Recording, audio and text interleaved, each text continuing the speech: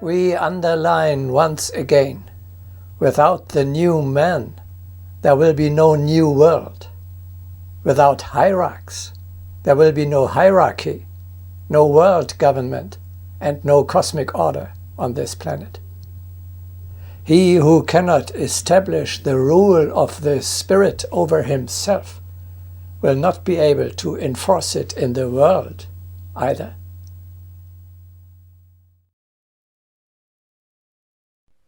How can we rule cities, nations, planets, rule with God, until we rule ourselves?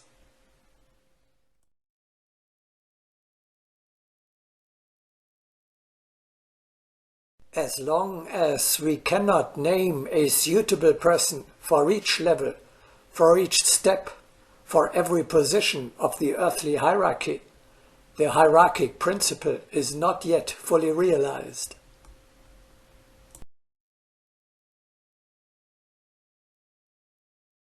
To seek to achieve political reforms before we have effected a reform in human nature is like putting new wine into old bottles.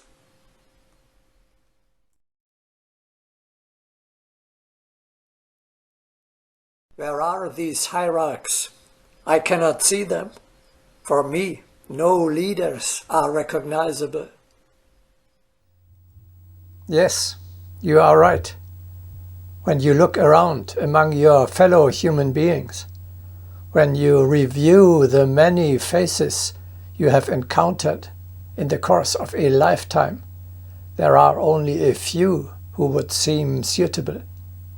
Nevertheless, let us not lose courage. We are working for the future, for the generations to come. No germ of the new consciousness, of the new construction that we place into the hearts of our fellow human beings is lost at their death. At some point in time, this seed must yield fruits. More and more people will continue to transform into the beings of spirit of the next evolutionary stage. One day, the first small communities of new men will arise, which, as precursors to others, will realize the hierarchic principle in their ranks. We work to develop hard-working personalities of strong character and dynamic will. It is not easy to find people whose higher perceptions have already been developed. Entire generations must be cultivated before the ranks of new co-workers are sufficiently increased.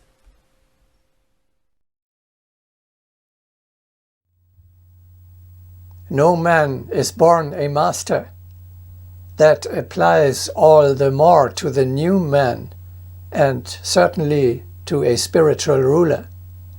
Therefore, we have to identify suitable candidates, educate, qualify, and test them again and again, and then gradually entrust them, first with less, and then slowly with more and more power. A nation that neglects the selection and training of its teachers and leaders inflicts the greatest harm on itself. It is necessary to select from the very young to bring forth a new generation.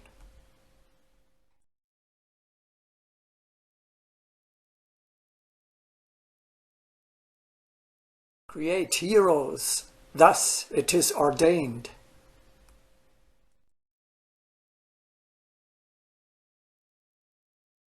We actually need schools for hierarchs. However, these will be significantly different from the traditional educational institutions. because they must not only impart intellectual knowledge and technical skills, but above all develop the aptitude of the character.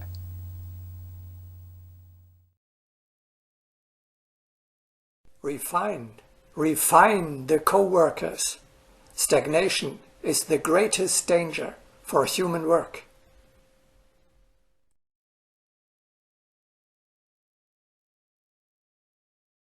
What a gigantic project! Yes, there are only a few models in world history. The Egyptian mysteries, the schools of Pythagoras, Buddha and Confucius, Plato's Academy, the Stoa, the early Christian community under Jesus, and the monasteries of Saints Benedict, Bernard of Clairvaux and Francis of Assisi.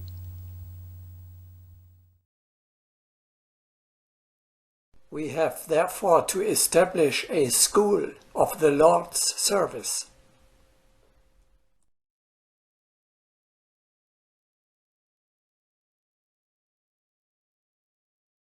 Out of such men, disciplined and trained by austere renunciation of everything personal, and consequently virile and fearless, did Gautama Buddha desire to create workers for the common welfare, creators of the people's consciousness, and forerunners of the world community.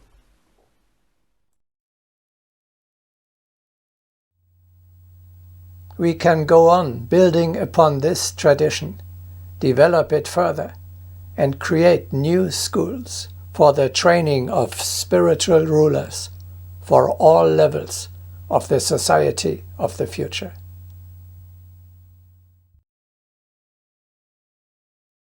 In the schools of the future, the ways of spiritual growth will be taught by those who know the entire path.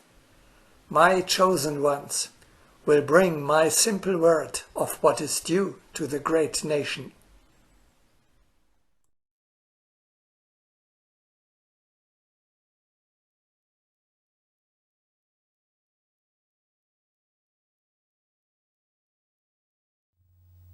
Above the earthly, there is the cosmic hierarchy.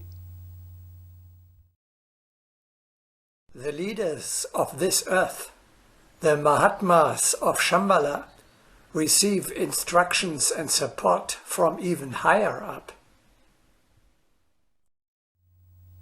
The teachers and leaders of the Brotherhood are not on Earth, but on higher planets such as Venus or Jupiter.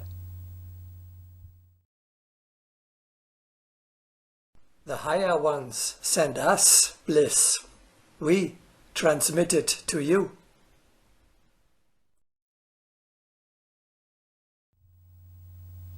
Agni Yoga reports that the great Plato established contact with higher beings from higher planets in order to bring higher knowledge to Earth.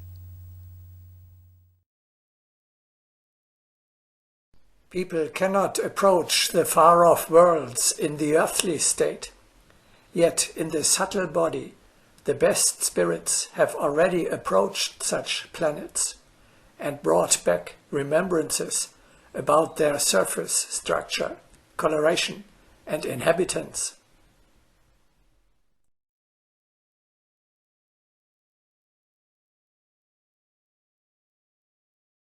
After deep and long contemplation, the thinker, Plato, decided to bring his knowledge from a new planet.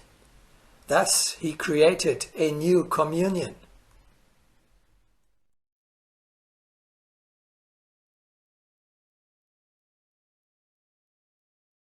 The thinker pointed out many times that he would one day go to another world and from there establish a communication.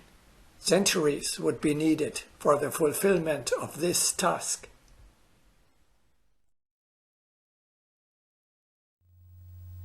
This example shows there is an immense potential lying dormant within us. higher developed humans have already unearthed it.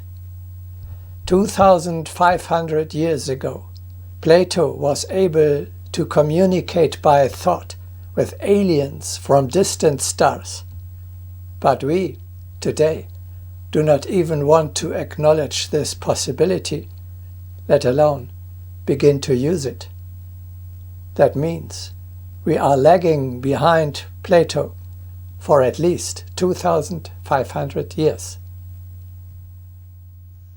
The hierarchic principle links our planet to the cosmic order. All of a sudden, an esoteric fantasy becomes a scientific possibility.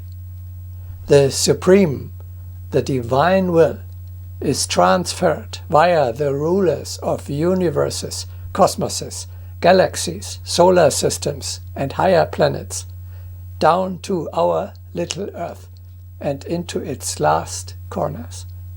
Thereby we bring the Earth closer to heaven. The realization of the principle of hierarchy requires conscious cooperation with higher and highest worlds and powers. The whole evil that we observe on Earth today has one main cause. We have broken loose from the cosmic chain of the hierarchy, moved away from the higher worlds, and rejected the guidance from above. The salvation of the Earth requires the recognition and worldwide enforcement of the hierarchic principle.